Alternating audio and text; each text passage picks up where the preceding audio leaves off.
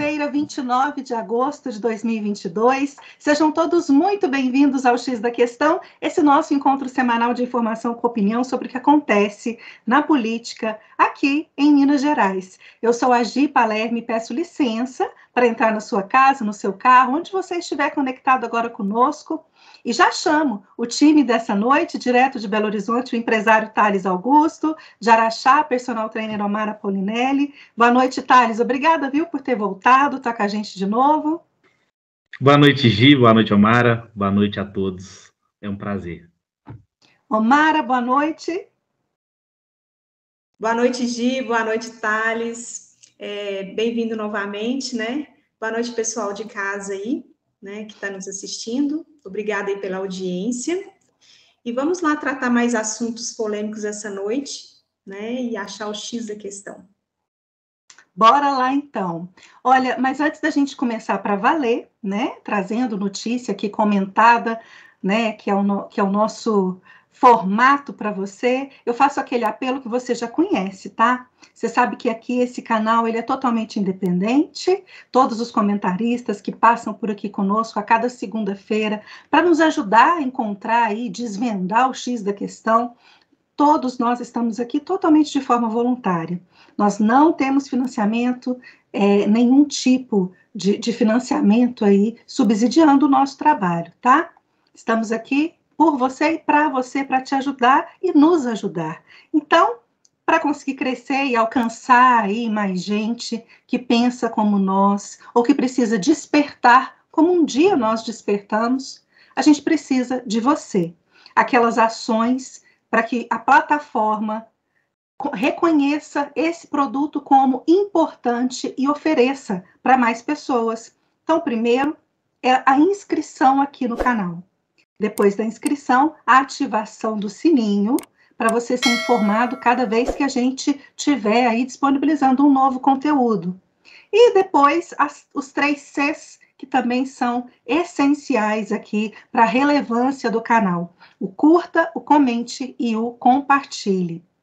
Então, a gente conta com você para essas ações aí, tá? E vamos crescer esse X da questão aqui conosco. Estamos chegando aí a quase, passamos, né, de 310, 320 inscritos essa semana, e cada inscrito para nós é uma conquista, é uma pessoa importante que a gente recebe com carinho para vir aqui ouvir conosco e desvendar conosco o que está por trás de todas essas pautas aí que têm surgido no nosso meio.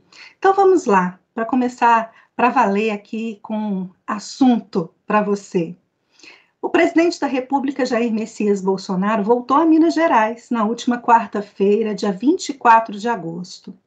Em atos oficiais de campanha, o presidente, que é candidato à reeleição, participou de eventos com prefeitos na Grande BH, lideranças religiosas e apoiadores em Betim. Na capital, o presidente também participou de uma motociata e fez comício na Praça da Liberdade. Essa foi a 7ª visita dele a Minas Gerais nos últimos 46 dias, sendo a 3ª após o início da campanha eleitoral oficialmente no dia 16 de agosto. A gente vai trazendo aqui para você, como já é nosso costume, as imagens aqui na lateral para você ir acompanhando, se você não viu, enquanto a Omara traz para nós aí as suas observações da vinda do presidente a Minas. Pois é, Gi, vendo essas imagens aí, não dá nem para acreditar em pesquisas, né? Olha aí a multidão aí recepcionando o presidente, né? A gente nunca viu o povo nas ruas dessa maneira para apoiar o presidente, né, Gi? Eu, assim, particularmente é a primeira vez que eu vejo. Geralmente o povo vai para protestar, né? E a gente está vendo aí uma multidão indo para as ruas apoiando o presidente. Hoje o brasileiro, ele sente orgulho, não é, Gi? Do país, da nossa bandeira, né? Bolsonaro resgatou isso no brasileiro, não é assim? Tanto é que hoje a gente pode identificar um apoiador do presidente só de ver ele carregando uma bandeira ou com com as cores da bandeira, vestindo as cores da bandeira, né? Virou um símbolo do governo Bolsonaro mesmo. Fazer o quê, né? E a Ana Paula Henkel falou semana passada nos Ping nos Is, e é pura verdade. A gente via brasileiro carregando bandeira, se vestindo com as cores da bandeira só em época de Copa do Mundo, né? E agora está muito comum a gente ver nas ruas brasileiros com as camisetas, né, do Brasil, as cores, né, da bandeira. A gente tem bandeira para todo lado, não é? A gente está vendo bandeira para todo lado, é motivo de orgulho para o brasileiro hoje. Então, a gente está vendo aí bandeira na porta de casa, das casas, na porta dos estabelecimentos, né, nos carros. Para todo lado, a gente está vendo pessoas carregando com orgulho a bandeira do Brasil e se vestindo das cores dela, né? E vendo essa imagem aí, essa multidão ao redor do presidente, né, a gente pode imaginar aí, né, o desespero da oposição, né, pessoal? Eles podem até manipular aí as pesquisas, mas, né, essas imagens aí, elas mostram o tamanho do nosso presidente Bolsonaro. Né, o Bolsonaro, ele tem o povo do lado dele, né? Do lado de lá, nem tanto. Do outro lado, a gente não vemos apoio, né, a não ser daquela militância, né, aquela militância pequenininha, mas é barulhenta. Né? Então, vendo toda essa multidão aí, de arrepiar, né, Gi? É isso. Thales, as suas impressões aí dessa passagem do presidente na sua cidade, né?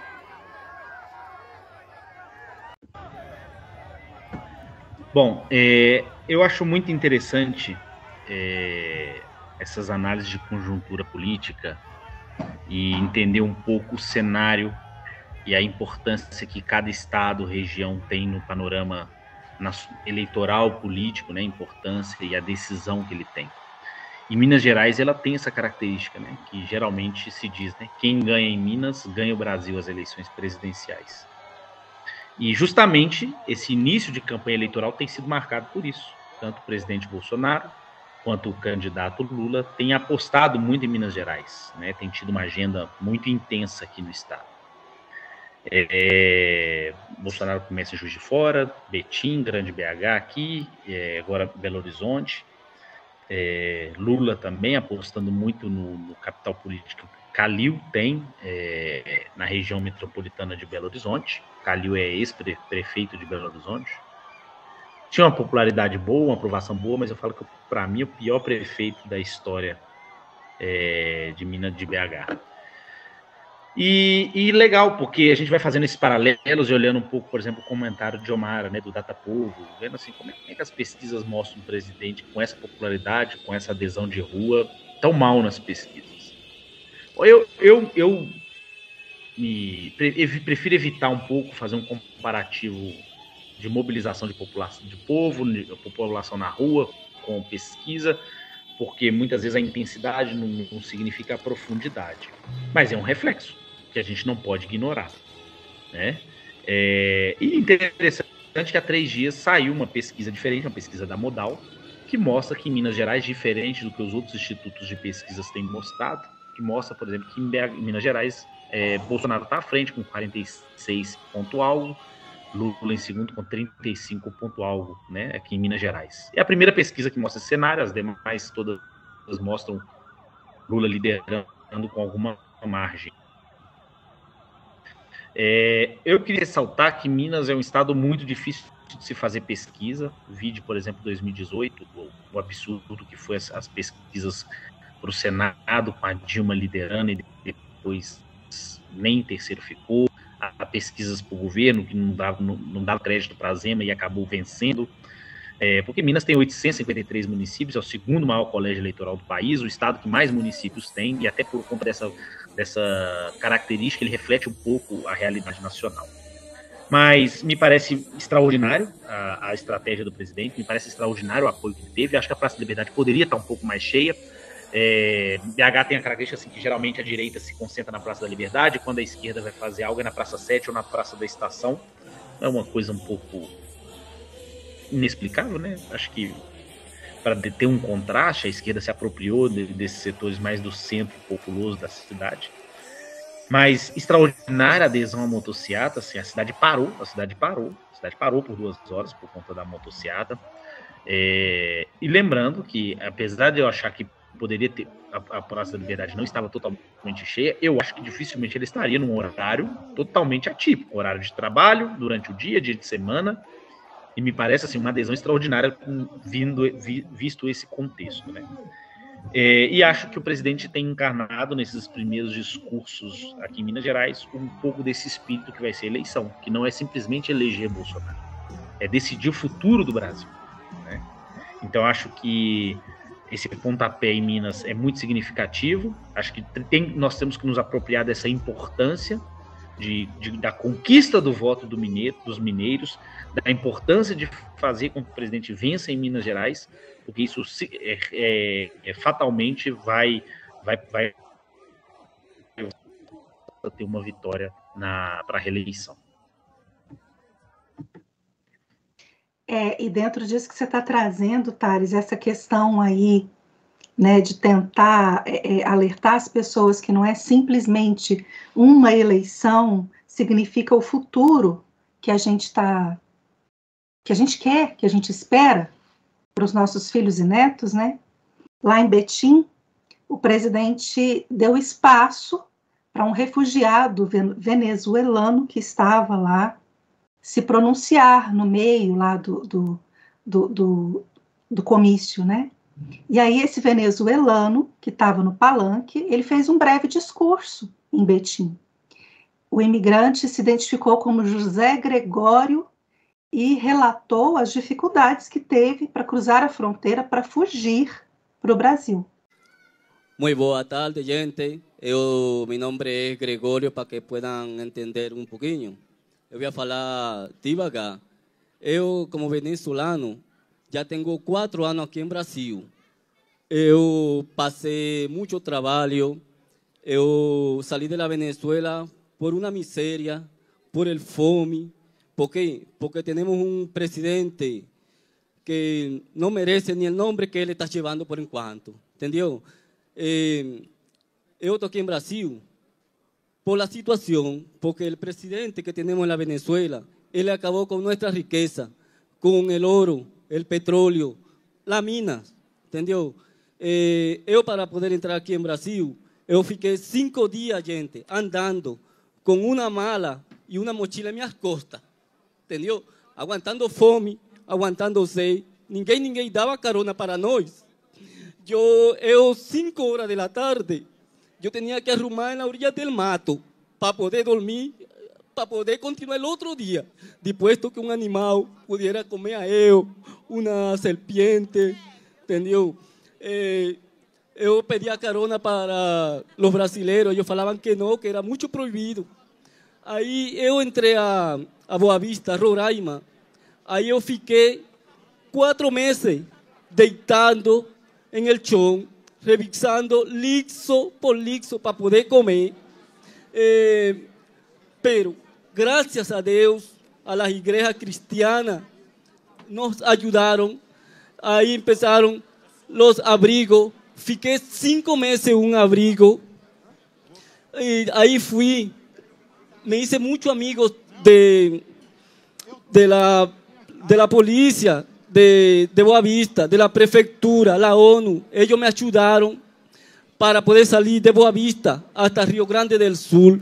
Cuando yo entré en Rio Grande del Sur, ahí las puertas y janelas fueron abriendo para mí.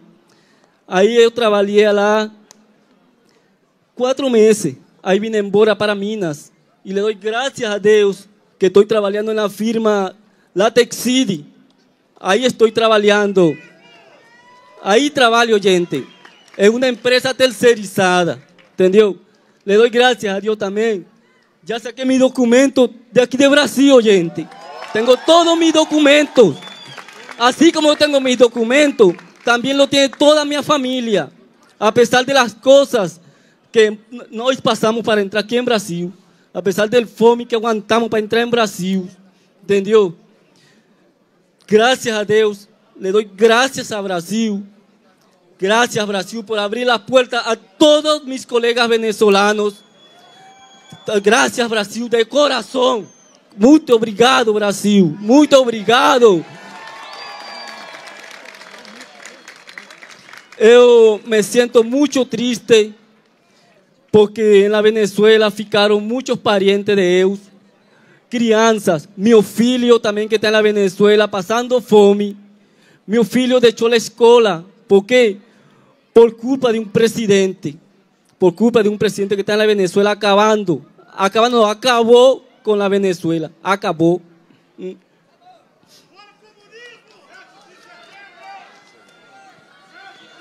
Pessoal, o mais importante hoje aqui não é a minha pessoa, é o testemunho desse venezuelano. Vocês veem vídeo no YouTube do Lula fazendo campanha para Chávez e para Maduro. Vocês veem no YouTube também, desse ano, Lula fazendo campanha para Petros, lá na Colômbia. E ele assumiu há poucos dias o governo. Uma das primeiras medidas foi liberar as drogas na Colômbia. Vocês sabem que o Lula esteve também na Argentina fazendo campanha para Cristina Kirchner, que o atual presidente lá da Argentina visitou Lula na cadeia em Curitiba. Nós sabemos que essas pessoas de esquerda são unidas e trabalham não para o seu povo, para o seu país, mas trabalham para um projeto de poder, para uma vez chegando, não sair mais do mesmo. Eu peço a Deus que não tenhamos que fazer uma operação acolhida no Rio Grande do Sul também. O testemunho dele aqui tem que calar no coração e na mente de cada um de vocês. Nós não queremos isso para o nosso país. E a nossa imprensa que está aqui presente. Quem são seus colegas da imprensa na Venezuela? Não tem mais imprensa na Venezuela, a não ser a imprensa oficial. A exemplo da imprensa cubana, o tal do Grama. Então, o próprio Gregório abriu lá, o presidente abriu espaço para que ele mesmo desse esse testemunho do que seria o futuro do Brasil. Deus nos livre numa eleição da esquerda, de novo, no país, né? Então, vamos seguindo em frente. Com mais informação e opinião, né? Aliado de Lula, o deputado federal pelo Avante de Minas Gerais, André Janones, voltou ao centro do debate político na última semana, depois que o ex-assessor parlamentar de seu gabinete, Fabrício Ferreira, divulgou prints de diálogos do parlamentar com assessores via aplicativo de mensagens WhatsApp.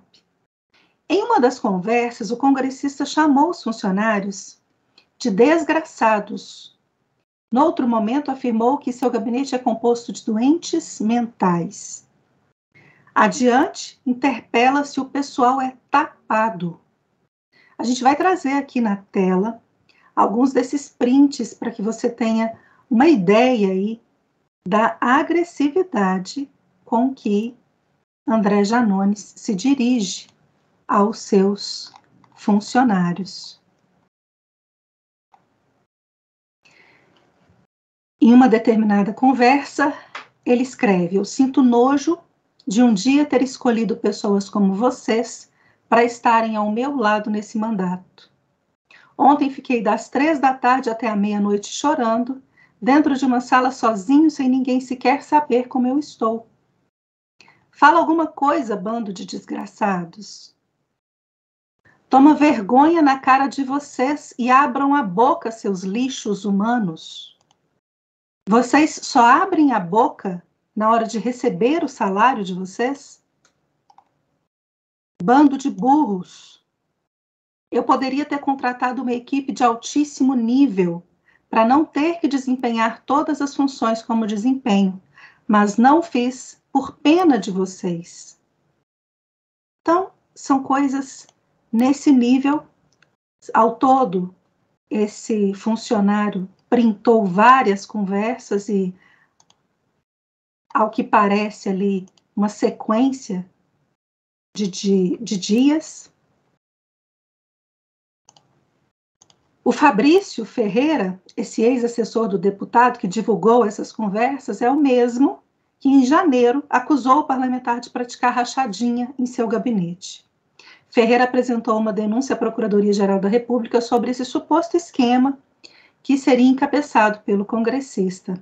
A denúncia de Ferreira ainda está em apuração pelo Ministério Público Federal.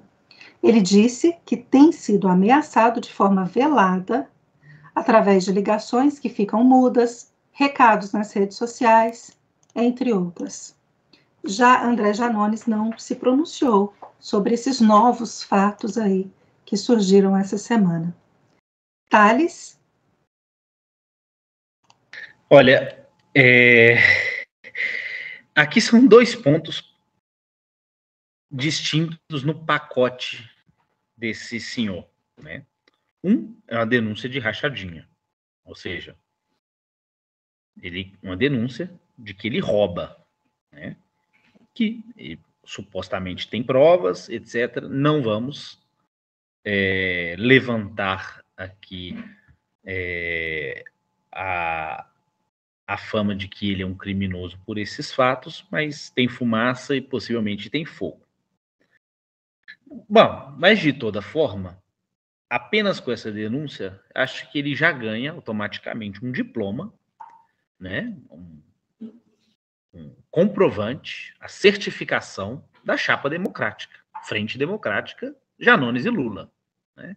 Era o que faltava para ele poder compor essa chapa, e isso que chamam de Frente Democrática, né? A turma que assina a Carta da Democracia, que é a favor dos direitos humanos, etc.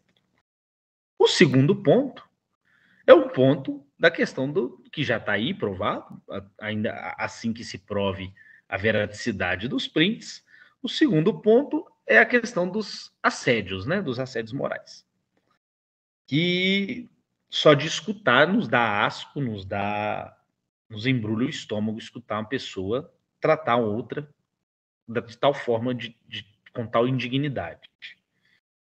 Pois bem, eu queria aqui fazer alguns comentários acerca de todo esse processo. O primeiro é o seguinte: essas denúncias foram apresentadas em janeiro. Nós estamos em novembro.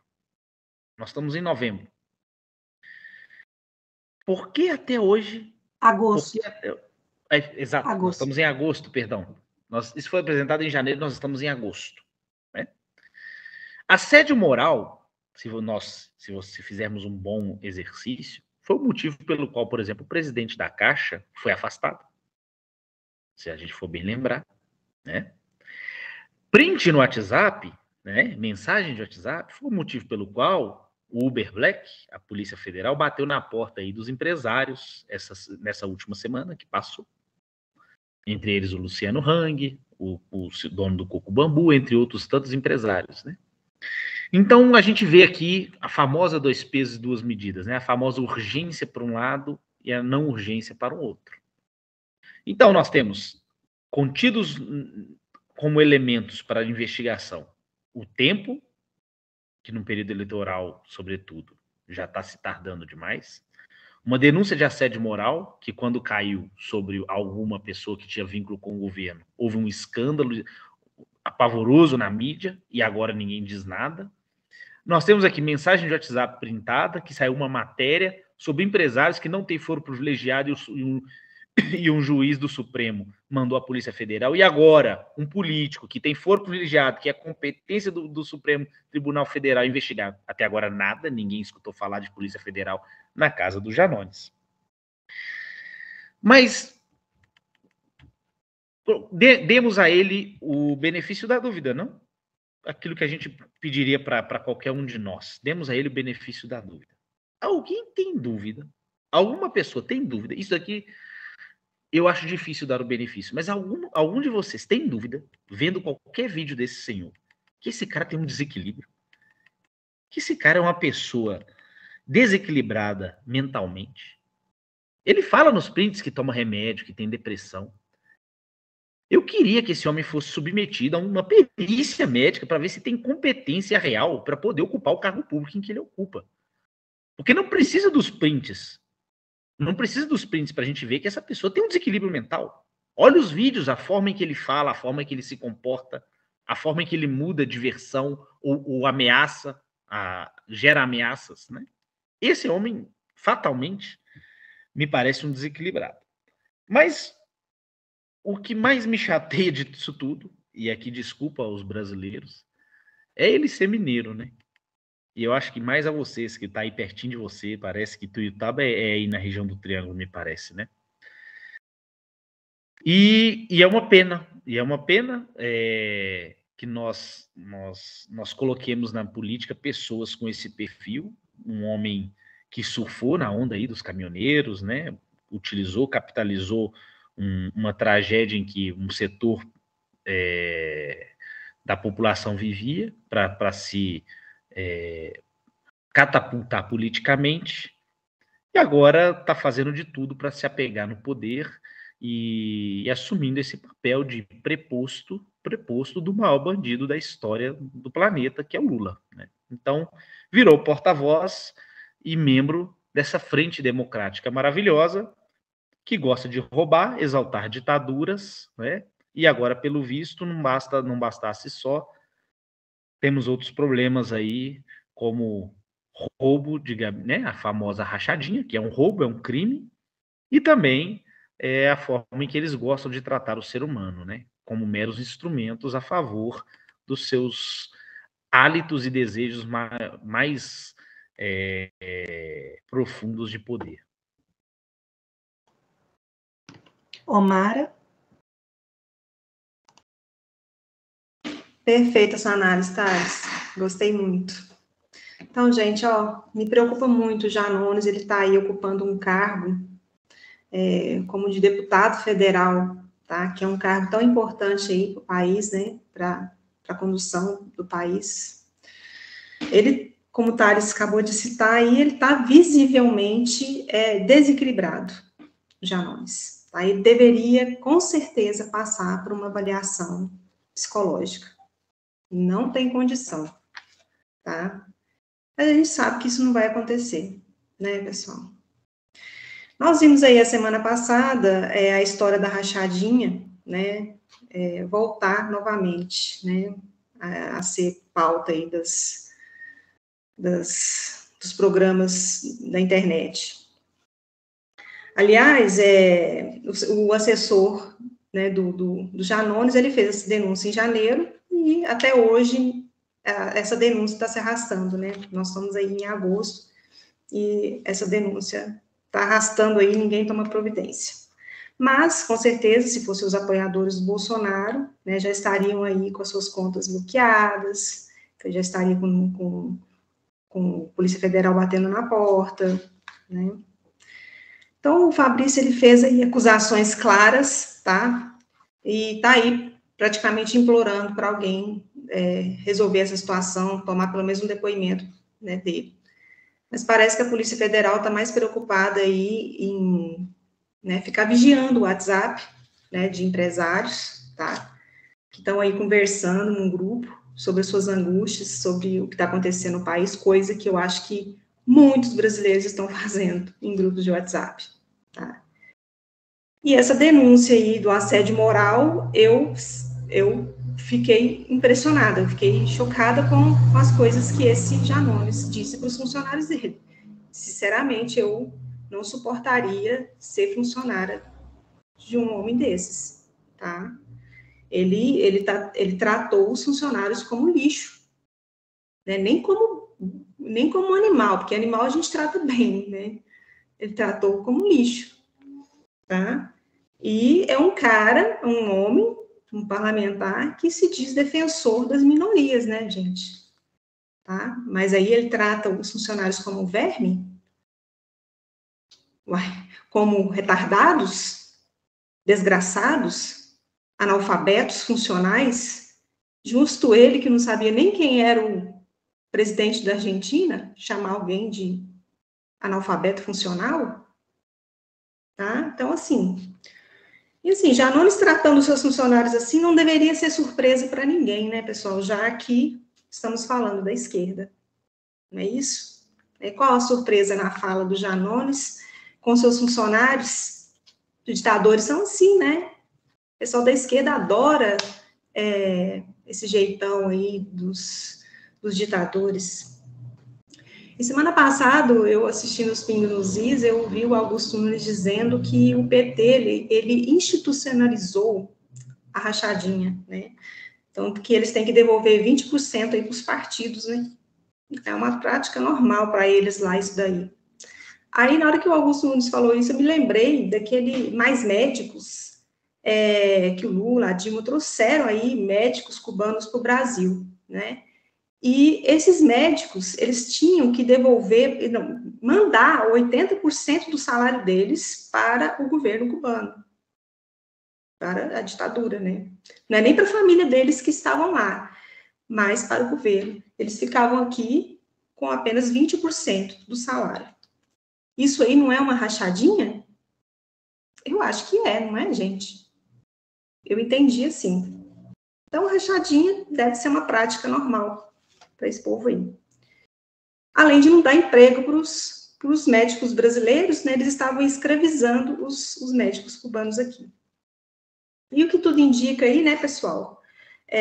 O Janones, ele tá com as costas quentes, né? A gente viu isso aí semana passada.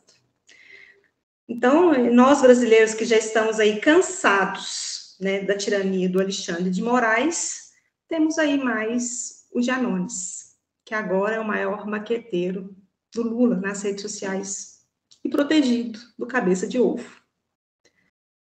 Então, Janones, ele está se mostrando um homem sem limite, tá? Nenhum, sem escrúpulos, sem caráter, tá? Que encontrou aí o seu lugar na política ao lado do maior corrupto que esse país já teve. Um desequilibrado, tá? Precisa urgente de ajuda psiquiátrica e sumir do cenário político. Principalmente sumir do cenário político. Antes de partir para o próximo assunto, gente, olha, eu quero só fazer aqueles 2 convites aí que você que já nos acompanha por aqui já conhece, mas eu quero reforçar para aquele que ainda não sabe, né? Nós temos o nosso canal lá no aplicativo Telegram. Então, depois aqui que o vídeo completo com todas as análises aqui, os comentários entra, a gente posta sempre os cortes temáticos lá no nosso Telegram, porque fica mais fácil por lá para você que quer baixar para compartilhar e nos ajudar e alcançar mais gente. Esses cortes também vão para o YouTube, mas tem gente que tem preguiça de receber link, né? Então, você tem aí as 2 opções para nos ajudar a compartilhar. E também visitar o meu blog, que é o www.gipalerme.com.br, aonde, além de encontrar também o link, os programas lá postados completos, você também pode ler em forma de artigos todos os temas aqui que são tratados no programa ao longo da semana e outros também que vão surgindo aí, que não vêm para cá, tá? www.gipalerme.com.br. E hoje a gente está com um programa curtinho aqui para você, já seguindo para o nosso último assunto. O Ministério Público de Minas Gerais recomendou à Prefeitura de Araxá a adoção de algumas medidas em relação àquele caso dos insumos odontológicos vencidos, que foram encontrados em uma clínica odontológica no município, que funciona em uma escola da cidade, mas também tinha insumos vencidos no almoxarifado. Lembrando, né? E no almoxarifado não foi mencionado por essa decisão aqui do Ministério Público. As recomendações surgiram após aquela denúncia que foi feita quando foi encontrado insumos odontológicos vencidos para tratamento na unidade do CAIC, lá na Escola Municipal Leonido Montandon. Isso foi em abril. Depois, a sindicância interna do município concluiu que a denúncia não procedia. Vocês devem se lembrar bem disso também. Porém, o foco do Ministério Público era evitar que novos medicamentos vencidos fossem por algum erro encontrados aí em clínicas municipais, unidades municipais para atendimento da população. Abre aspas para a promotora. Ficou provado que medicamentos com data de validade vencidas estavam nas unidades de saúde, o que é um problema. Vindo de erros podem acontecer e as medicações serem até utilizadas. Então, a Procuradoria focou nisso, nos medicamentos vencidos. Fecha aspas, disse a promotora de justiça Mara Lúcia Silva Dourado. Ainda segundo a promotora, os processos devem ser elaborados para evitar novos casos como esse, para ter mais informações em relação ao fluxo dessas medicações. E aí ela aponta aí as medidas que ela está recomendando à prefeitura. Em nota, a prefeitura de Araxá informou que o relatório final da sindicância já havia também recomendado as mesmas recomendações à Secretaria de Saúde, quanto à adoção dessas medidas aí de logística para destinação de materiais e insumos, medicamentos utilizados no setor de odontologia. A procuradora, ela viu também que os alvarás, são 10 clínicas odontológicas na cidade. Só uma estava com alvará de funcionamento. Quanto a isso, em relação aos alvarás, a prefeitura também se pronunciou dizendo que as unidades estavam desativadas devido à pandemia. Mas agora, esses alvarás estão sendo atualizados. Omara? Bom, eu quero começar aí o meu comentário, dando os parabéns para a Fernanda e para o Luiz Carlos, tá? Pelo trabalho que eles vêm desempenhando aí, realizando no decorrer desses últimos anos aqui em Araxá, tá? Com certeza essa denúncia deles foi muito importante para evitar que essas medicações vencidas fossem usadas na população. A nota da prefeitura, ela informou que a sindicância, né, havia recomendado à Secretaria Municipal de Saúde para que fossem adotadas medidas, né, para logística, administração, não é isso? Agora eu pergunto, se foi recomendado, por que não foi feito até hoje? Né? As unidades odontológicas, sem alvará sanitário, por causa da pandemia, mas o dentista não era serviço essencial? Ou não? Ou estou enganada? Será que ninguém teve urgência, emergência aqui nessa cidade durante a pandemia? Ninguém quebrou um dente, ninguém doeu um dente? A população ficou sem dentista? É isso? Pois é, essa parte eu não entendi. Então, quer dizer que ficaram todo mundo sem dentista. E se foram fechadas, né? Por que que elas estão irregulares até hoje? Tá? Se fosse qualquer consultório aqui na cidade, teriam levado, no mínimo, uma multa, não é? Agora, o da prefeitura pode ficar sem alvará sanitário, pode ficar do jeito que quiser, né? Muito estranho isso. Enfim, meu povo, deixa eu falar uma coisa para vocês. Essa administração aí, são esses os vereadores, tá? Que durante a pandemia, eles estavam preocupados com a saúde da população. Foram verdadeiros ditadores aí, né? Tudo em nome da saúde e para o seu bem-estar. Tá? Agora eu te pergunto, onde que está essa preocupação agora? Acabou a preocupação com a saúde? Era só durante a pandemia? A preocupação agora é distrair o povo com o evento, né? Enquanto isso, a saúde aí, ó, tá desse jeito que vocês estão vendo aí. É isso, Gi. Thales? Eu fico me imaginando um pouco essa questão das prioridades que existem dentro do setor público, a vontade pública, né? Você imagina só uma clínica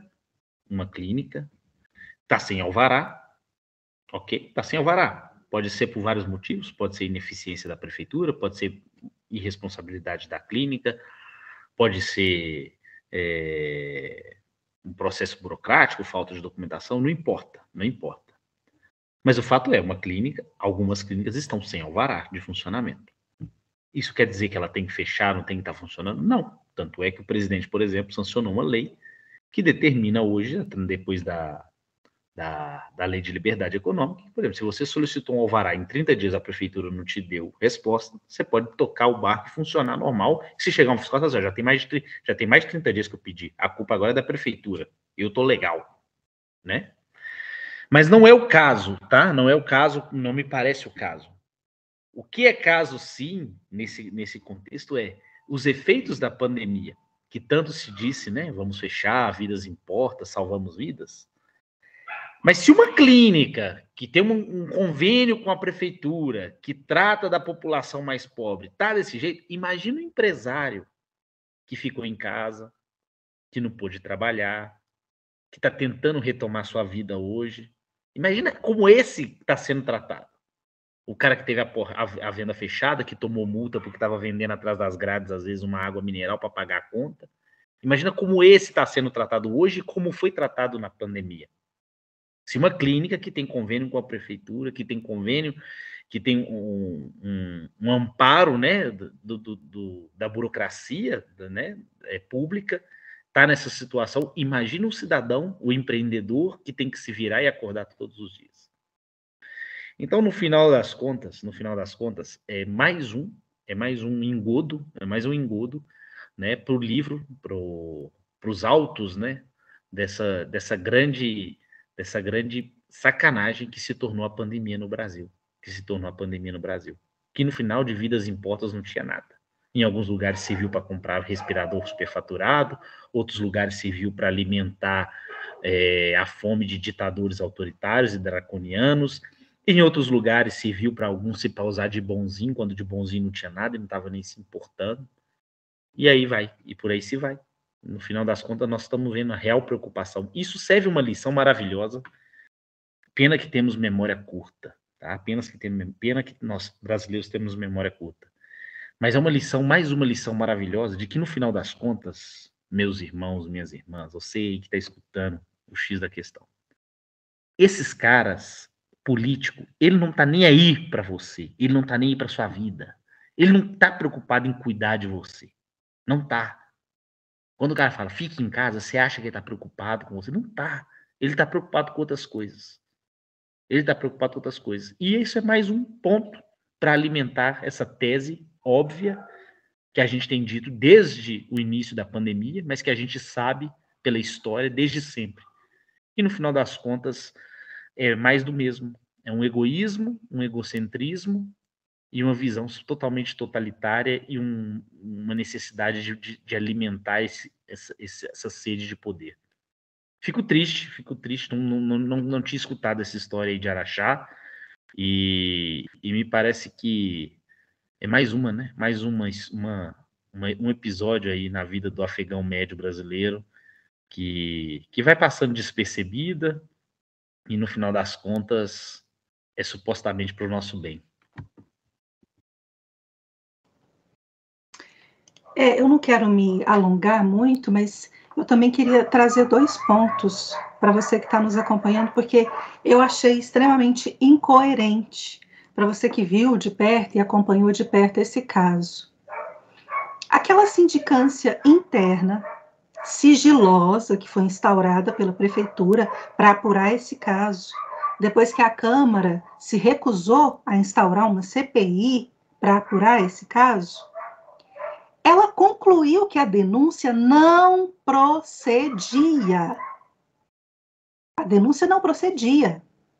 A sindicância nega que esses insumos odontológicos estavam nas clínicas vencidos, mesmo tendo fotos desses medicamentos flagrados por vereadores, mesmo tendo a denúncia que foi feita, protocolada ao Ministério Público. Essa sindicância desavergonhadamente nega que houve. E agora? que é essa sindicância, esses advogados que estão na prefeitura, o procurador-geral do município que conduziu a sindicância, o que ele vai dizer diante da recomendação do Ministério Público? Vocês vão ter vergonha na cara? Vocês quiseram punir o médico odontologista que fez a denúncia. Vocês acabaram com a reputação de 2 vereadores que filmaram e flagraram tudo. Vocês acabaram com assédios morais, com as auxiliares de dentistas que também fizeram a denúncia. E aí, a promotora está dizendo que sim, havia sim. E essa é uma contradição com essa sindicância vergonhosa que vocês conduziram sigilosamente. A outra coisa que eu queria apontar é que eu estou profundamente decepcionada com essa recomendação. Porque diante da quantidade de produtos, insumos odontológicos que foram encontrados, não se verificou, né, assim, pelo que a gente vê aí dessa recomendação leve, né, não se verificou notas fiscais. Quando essas coisas foram compradas, quanto custou? Nada disso foi verificado pelo Ministério Público. O que está acontecendo com o Ministério Público, gente? O que está acontecendo com o Ministério Público no Brasil? Que tinha aí toda a nossa credibilidade, que tinha toda a nossa... que tinha toda a credibilidade diante de nós, né? Tinha todo o nosso respeito. Porque quando o Ministério Público vinha e apresentava uma recomendação, era algo assim, aprofundado, que foi analisado e trazia ali, pontuando as coisas. Essa recomendação, gente, diante da gravidade do que aconteceu nessa cidade, não é nada. Apesar, né, de pelo menos expor a falta de caráter de quem conduziu aquela sindicância, apesar de ter pelo menos feito isso, essa recomendação, gente, é uma decepção, essa recomendação. Diante do que eu sei, o que já foi o Ministério Público em Araxá, diante do que eu já vi o Ministério Público resolver e colocar ali, sabe, moralizando as coisas ali no serviço público em Araxá, as coisas erradas no serviço público. Então, assim, me decepcionou esse relatório final, essa recomendação final, mas eu não sei. Sinceramente, diante desses 2 últimos anos aí, o Ministério Público parece que estava dormindo, né? E parece que continua, infelizmente, dormindo. A gente chega ao fim aqui da edição de hoje, a gente adiantou que seria mais curtinho aqui para você. A gente agradece, né, a sua audiência, pede para que você nos ajude, continue aí nos ajudando, curtindo, comentando, compartilhando, registrando a sua opinião também aqui. E vamos seguindo em frente, né, gente? Obrigada, Thales, pela presença.